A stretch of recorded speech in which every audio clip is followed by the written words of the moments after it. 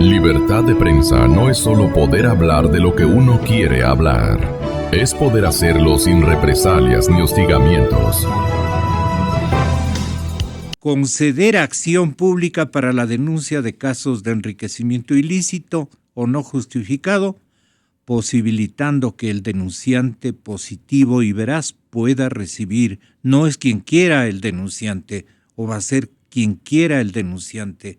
Tiene que ser un denunciante positivo y veraz.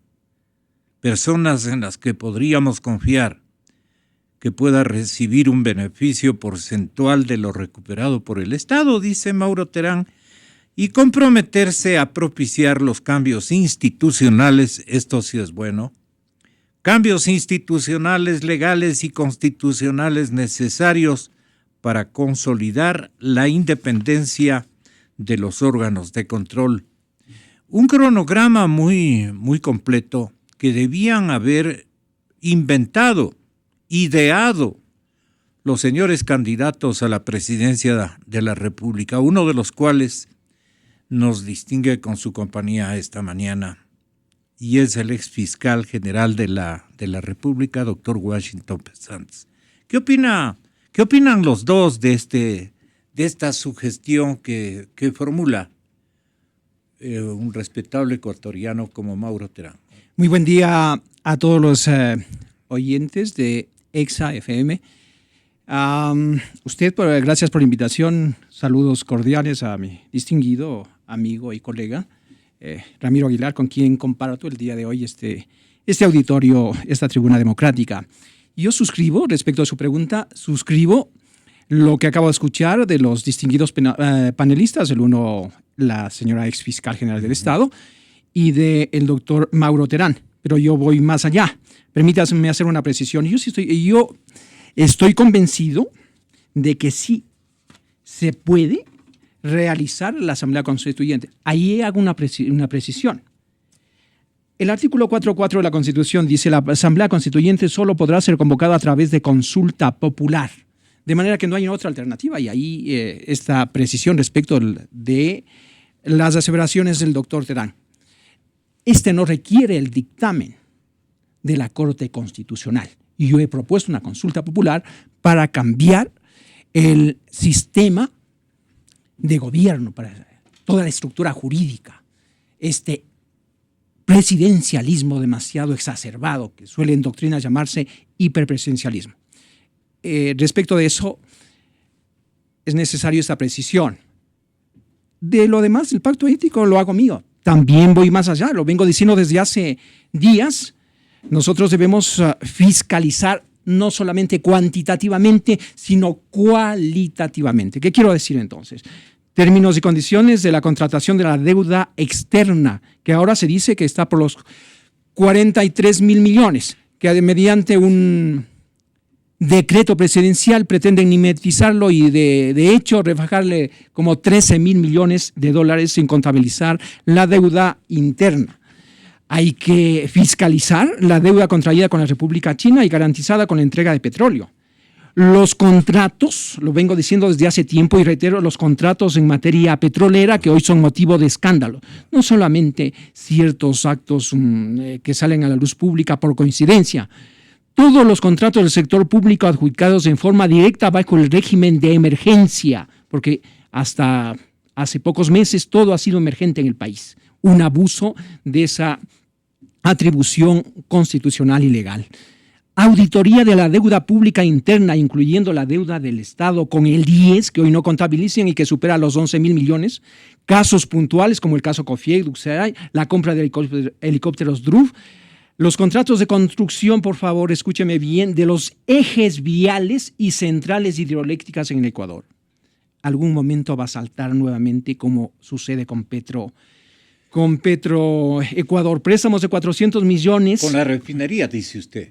¿Cómo ocurre momento con la refinería? La refinería es apenas un tema, costosísimo, pero un tema de los múltiples que habría que examinar. Con todo ese dinero, 2.200 millones, se hubiese hecho otra refinería. Eso dicen los técnicos. Así es. Auditoría jurídica, escúcheme bien, y esto no lo he escuchado a quienes salieron ni a otras personas. Auditoría jurídica de procesos judiciales.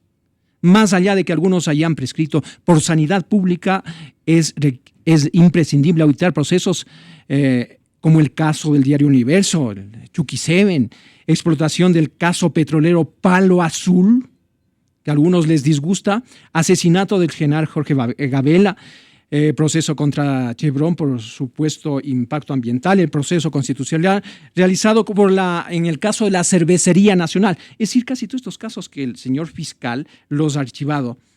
Hay que auditar los procesos de concursos de méritos y oposición para la designación de las máximas autoridades realizadas por el Consejo de Participación Ciudadana. Y esto tiene íntima vinculación con lo que usted me estaba preguntando.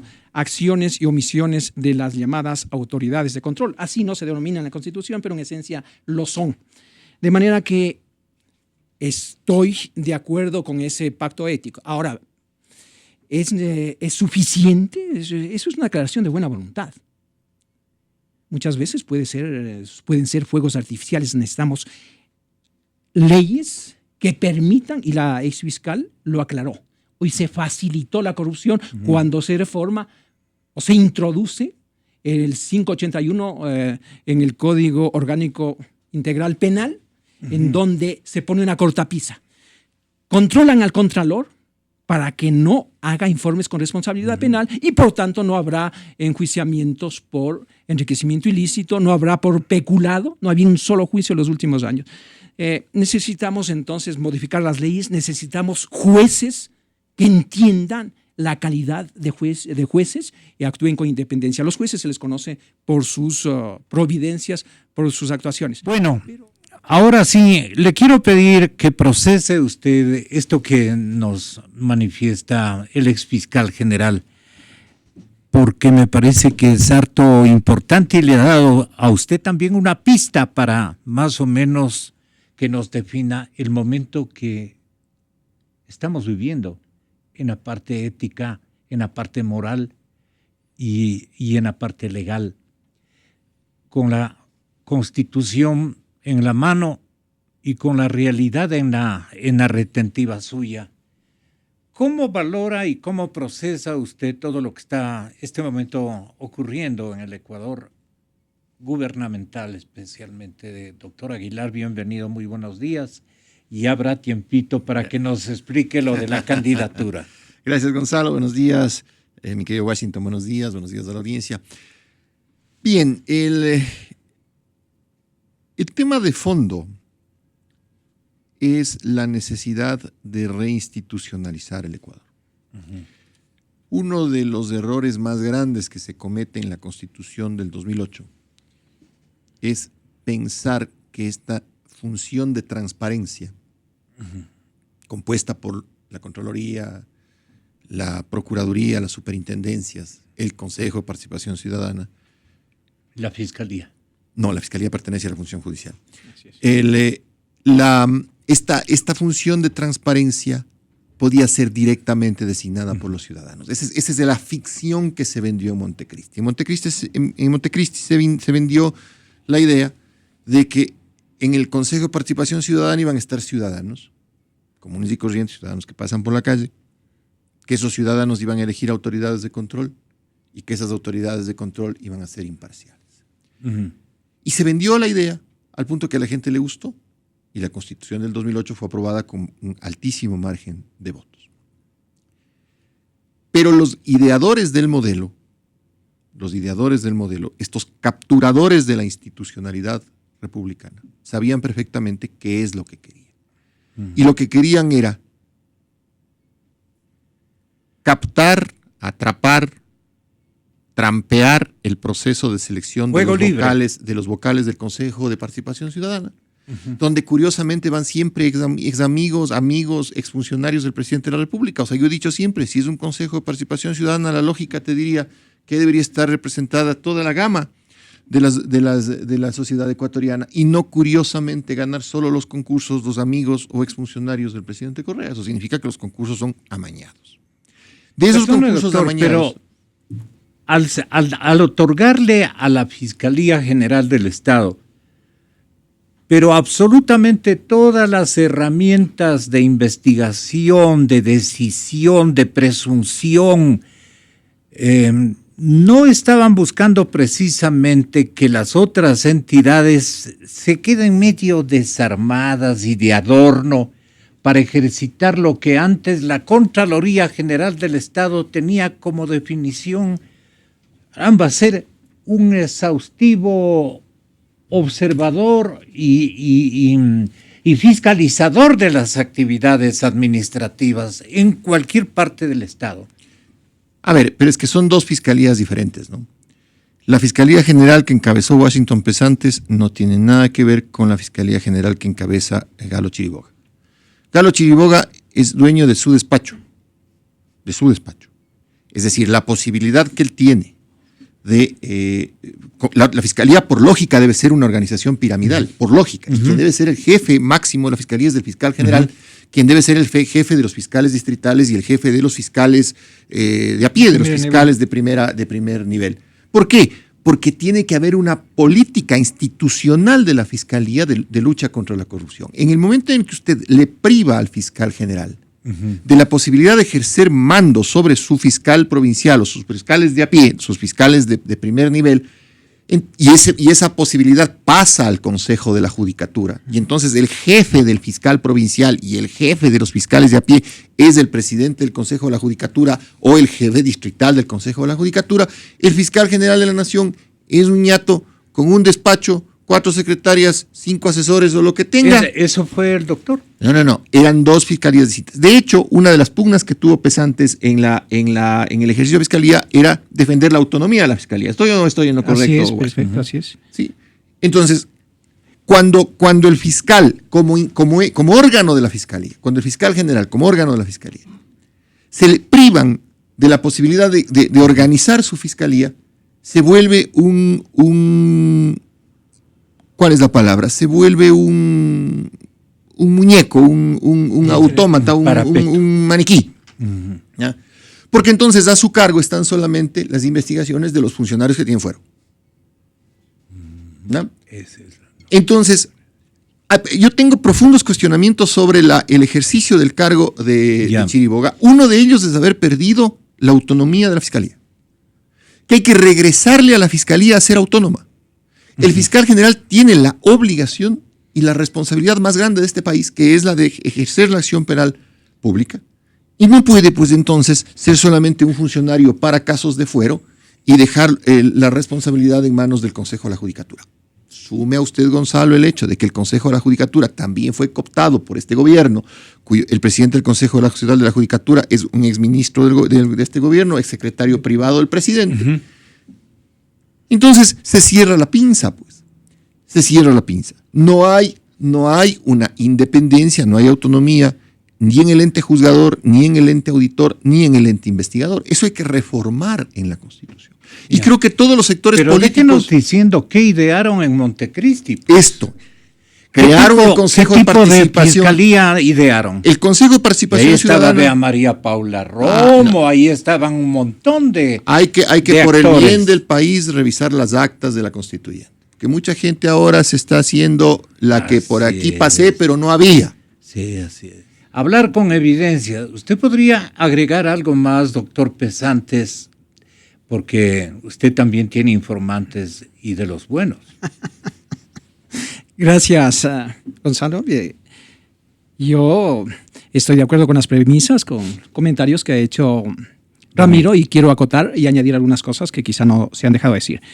No quiero entrar en especulaciones de carácter político, básicamente nos han invitado como juristas, evidentemente tampoco nos podemos desapegar de la condición que hoy creo que transitoriamente Ramiro y yo hemos optado. Permítame decirle, sin duda tiene documentación Abdalá Bucaram Jr., ¿no es cierto? Su padre, 20 años en Panamá, va a estar 20 años, debe haberle proporcionado, desde luego, y no estoy haciendo juicios de valor negativo, ni mucho menos, pero eso es así. Yo creo que más favor le haría al país diciéndolo ahora, porque si bien es verdad lo que dice Ramiro, se lanza Abdalá, Dalo, con quien saludo respetuosamente, desde luego. si bien es verdad, él correría el riesgo porque no tiene inmunidad, pensemos en el sentido contrario.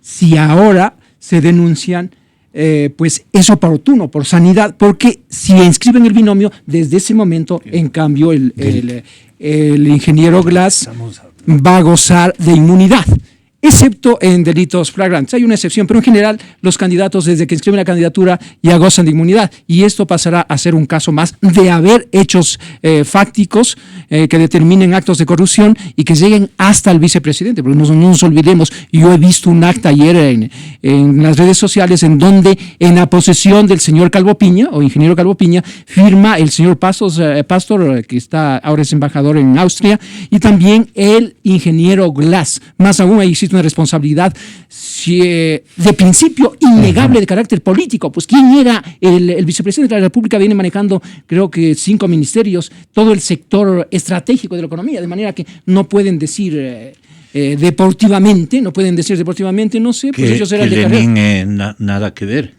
Que no tiene nada que ver. ¿Cómo no tiene que la elemental responsabilidad? No pueden decir aquello. La elemental responsabilidad es que el señor Glass comparezca ante sus medios públicos, los medios que tiene el Estado, donde quiera, y le diga, esta ha sido mi actuación, y no desentenderse. ¿Cómo es posible? Si yo soy fiscal, le pongo el símil, si yo soy fiscal y hay un fiscal de menor jerarquía que comete atropellos, evidentemente, no los hice yo como fiscal general, pero yo soy el responsable de la institución, y hay una responsabilidad inclusive política e inclusive de carácter moral indiscutible. Esto de un lado, de manera que ¿Y usted qué supone tiene en su poder Dalo Bucaram? ¿Cómo? ¿Qué supone usted tiene en su poder Dalo Bucaram? ¿O usted también puede tener una copia, no? Dado el calibre de sus informantes. Usted tiene ese olfato periodístico, pero ahora se equivoca. Yo no tengo ese tipo de información. Yo sé que vino demasiada información de Panamá y que el fiscal, como dice Ramiro, como insinúa, está rebosado. Sí, está rebasado, está en una situación incómoda y lo está en cómodos capítulos involucrando por delitos menores. Pero hay que llegar a la cabeza, pues, hay que llegar a la cabeza. O están esperando que haya otro prófugo. Entonces hay una serie de omisiones que tendrán que a su debido tiempo responder las autoridades de control. ¿Otro prófugo a quién se refiere? ¿El otro prófugo? Hay varios, ¿no? Son pareja y su familia. Y ya están, pues, mire ustedes, son tan inocentes que a los que les dictaron medida de prisión preventiva, les sustituyeron para que ya creo que están 17 fuera, y ellos, bueno, creo que se habrán presentado la primera vez, después desaparecieron. Cuando ya se aseguran de que esté fuera del país, ahí ya revocan esa medida de confianza que es no salir del país, me hago entender. Claro. Entonces eso es lo que ha pasado con 16, eso se supo la semana pasada. Existe todo un aparataje y que las leyes... ¿Este momento la víctima es el ingeniero Lenin Moreno? ¿Es la víctima de qué?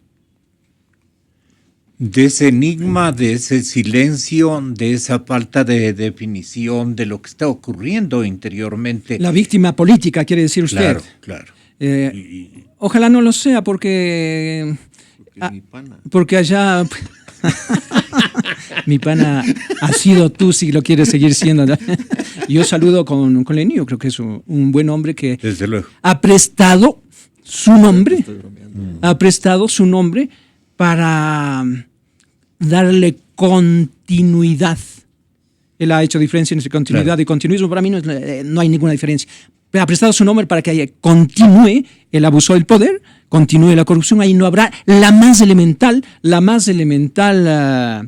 fiscalización. Aquí se dijo algo que... ¿Usted le ha insinuado que tome precauciones sobre esto? ¿A quién? A su amigo, nuestro amigo, porque también es amigo mío, Lenin Moreno.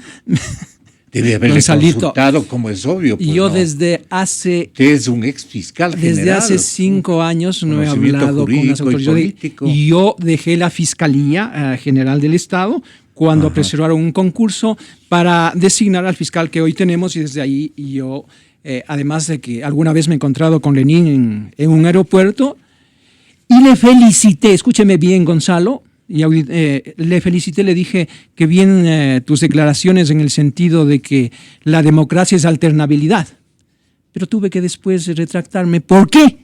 Al siguiente día le hicieron un homenaje acá y dijo que estaba arrepentido, Lenin. ¿Es verdad lo que estoy diciendo? Él dijo acá cuando vino de su autoexilio de Ginebra, vino acá y dijo, aquí debe haber alternativa, aquí deben en definitiva haber otros líderes, no estoy de acuerdo en definitiva con la reelección indefinida, pero después se retractó. No he vuelto a hablar con ellos. Permítanme decir algunas cosas que quedan pendientes. ¿Usted conoce algo del señor Arturo Pinzón? No, he escuchado una canción de los hermanos Pinzón, pero del señor no sé nada. Mire, quiero decir, aquí se habló de pacto ético y se dice de acción pública. Mire, si eso está en la ley y en la Constitución, todos tenemos la posibilidad y hasta la obligación moral. No es necesario un pacto ético para denunciar, de manera que si los individuos conocen quién es Pinzón o de los actos de corrupción, ojalá nos hagan saber. Pero es imprescindible, porque sería un desprecio a la ciudadanía decir que no van a entender porque son asuntos técnicos. Déjeme decirle para que quede absolutamente claro para la ciudadanía lo que acaba de puntualizar con claridad. Yo le doy a mayor extensión a lo que acaba de decir Ramiro. Aquí no es como usted comenzó como premisa diciendo que han tratado de fortalecer los órganos de control para, en definitiva, controlar a las ciudadanías. Todo lo contrario. Lo que hicieron es sentar las bases para un control desde el gobierno de todas las instituciones. Mientras la Constitución de la República en el 98, que fue una buena constitución que había que componerle, establecía que la Fiscalía General del Estado es una institución autónoma e independiente de todas las funciones del Estado.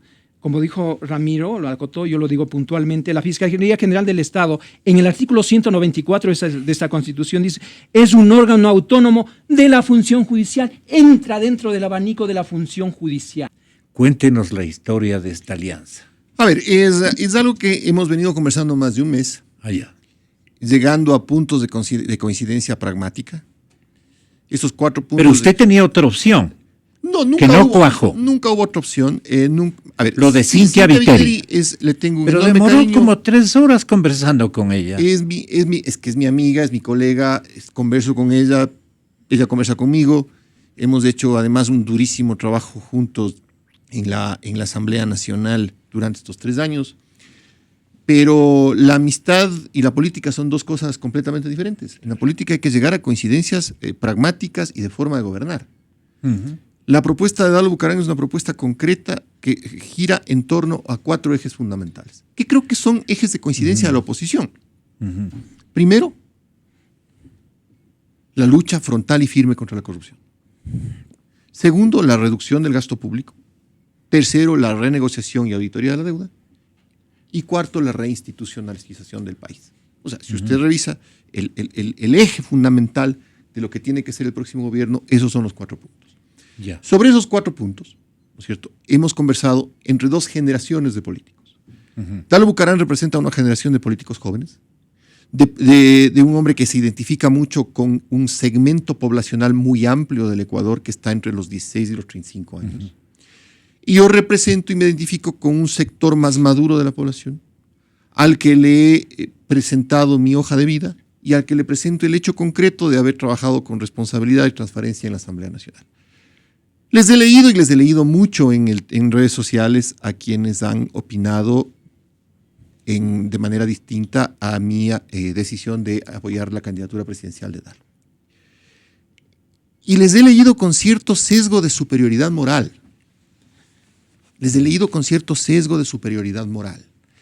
Es decir, a Abdalá Bucaram Puley, que tiene una hoja de vida limpia, que es un chico que se ha formado, que es un hombre que además, a pesar de la ausencia de su padre, se educó y tiene una formación profesional de primera, que tiene una hoja de vida limpia. No hay en el Ecuador alguien que pueda decirle a Dalo Bucaram Puley, esto o aquello has hecho tú.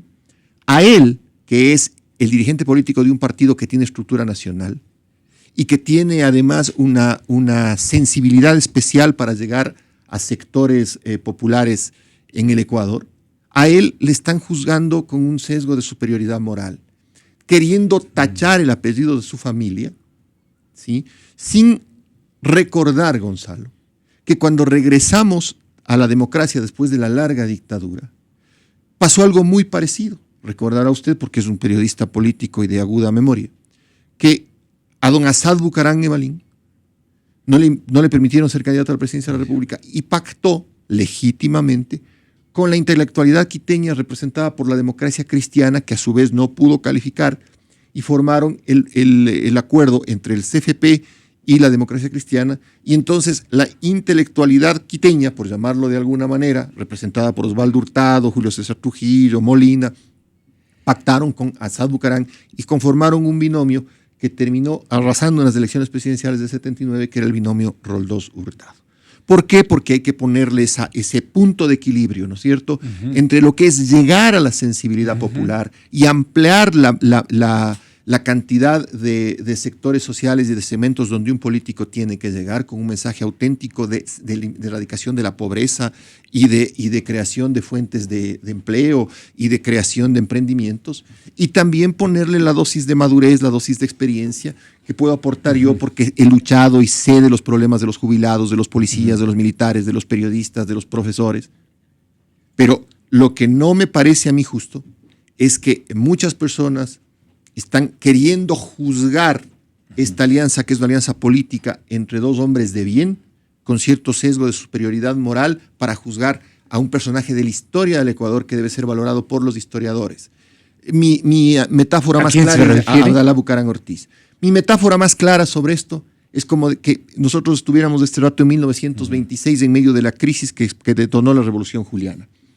Y en vez de estarnos preocupando de cómo salir de la crisis y de cómo replantear el país, evaluemos la actuación del presidente José María Plácido de Camaño, que gobernó en el último cuarto del siglo XIX. Algo parecido están queriendo hacer ahora. Es decir, estamos con una crisis económica y política muy dura. Necesitamos juntar todos los sectores sociales, porque resulta que con las élites no alcanza, Gonzalo. No alcanzan ni los votos, ni tampoco alcanzan los planes de gobierno, porque hay que defender a las mayorías. Hay que comprender a las élites, pero hay que defender a las mayorías. Y mi compromiso político es defender a las mayorías, y siempre lo fue. Y si es que en algún momento, desde la altura moral, alguien quiere juzgar a la familia Bucaram, que lo haga. Yo personalmente me quedo con la imagen de Abdalá Bucaram Puley, un político joven que le habla a la juventud en lenguaje que entiende, que es además el mayor segmento electoral que existe, que está metido en el corazón de sectores populares del país y al cual puedo aportar yo con responsabilidad, con experiencia y con Pero por su trayectoria, su conocimiento y sus altos dotes de intelectual, y especialmente de su hombría de bien,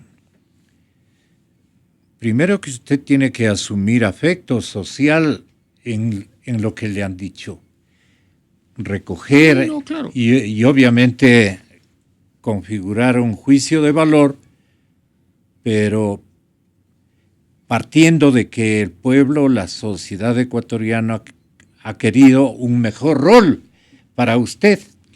Por eso es que yo le quiero preguntar, ¿no hubo posibilidades de reclamar, tanto por su edad como por la gran contribución que usted le está ofreciendo a Dalo Bucaram, el binomio a la inversa? Bueno, pero yo creo que Dalo lo entendió perfecto y lo entendió de una manera muy rápida. Si usted ve el spot, la plaqueta, dice presidentes clarito. Y eso fue idea de él, y cuando yo, que lo entendí igual, porque creo que tengo mente rápida también, no sé, le dije, oye, hay un error. Me dijo, no, Ramiro, no hay ningún error. Los presidentes vamos a ser los dos. La responsabilidad es compartida de los dos. Y yo me voy a apoyar en ti como tú debes apoyarte en mí. Porque para salir de la crisis política y económica de este país, mientras más cabezas se junten, mejor. Ajá. Pero a usted también le surgió la idea de que un Bucaram le puede hacer dar un paso muy significativo, si no un triunfo contundente, por las características que usted desarrolla en función de su candidato a la presidencia. Me explico más claramente. Usted no le puede ocultar a la ciudadanía ecuatoriana de que usted vio que un Aguilar con un Bucaram puede ser una fórmula de es un binomio ganador. Es un binomio ganador, yo no tengo la menor duda. es una opción muy importante para el país y lo demás, como dije cuando anuncié mi candidatura, lo decidirá el pueblo. ¿Y la quiteñidad? La quiteñidad tiene... Respecto de usted, una gran opinión, pero este momento en controversia. Pero ¿no haría otra manera de que Aguilar pelee por ser la cabeza de ese binomio? A ver, no, usted me conoce, Gonzalo, y me conoce la ciudadanía. Yo no soy un hombre de ego inflado. Yo creo que podemos hacer él y yo juntos un gran trabajo. Y el tema de quién sea presidente o vicepresidente, cuando hay ese equilibrio presidencial que lo plantea el propio Abdalá Bucaram, me parece que es importantísimo. Es la nueva generación pensando en un país mucho más dinámico. Y lo que les digo a los ciudadanos que me están escuchando es: la política es confianza, es fe en el líder político. Y si ustedes ven en mí un hombre honesto, transparente, objetivo y sobre todo que medita mucho sus decisiones, en usted sí dirá mucha gente en este momento. Confíen en mí, y si yo confío en Abdalá Bucaram Puley, es porque Abdalá Bucaram Puley merece mi confianza y la confianza de todos. Y lo que hay que medir y pensar como sociedad es que hay que bajarse del pedestal moral para hacer juzgamientos, porque eso nos llevó al descalabro que tenemos ahora. A Correa se le medía como el PhD, el profesor universitario, el político incorruptible, el enemigo de la partidocracia, y nos deja una crisis que nos tardará 10 años en salir, nos deja una institucionalidad rota por ese puritanismo político. Yo le invito al ciudadano a despojarse de esa superioridad moral y a entender que las elecciones se ganan con votos. Y los votos están en diversos segmentos de la población, en edad, en condición social y en la geografía del país. Y es el reto que tenemos Abdalá Bucaram Puley y yo. El reto de irnos a meter en el corazón del pueblo ecuatoriano y convencerle al pueblo ecuatoriano de que somos una alternativa de gobierno. Es dar una alternativa de voto. Al final del día, ciudadanos, ustedes sabrán votar y por quién votar. Pero cuidado, esa arrogancia y superioridad moral e intelectual les termine haciendo caer en un Correa nuevamente. Nada más tengo que decir.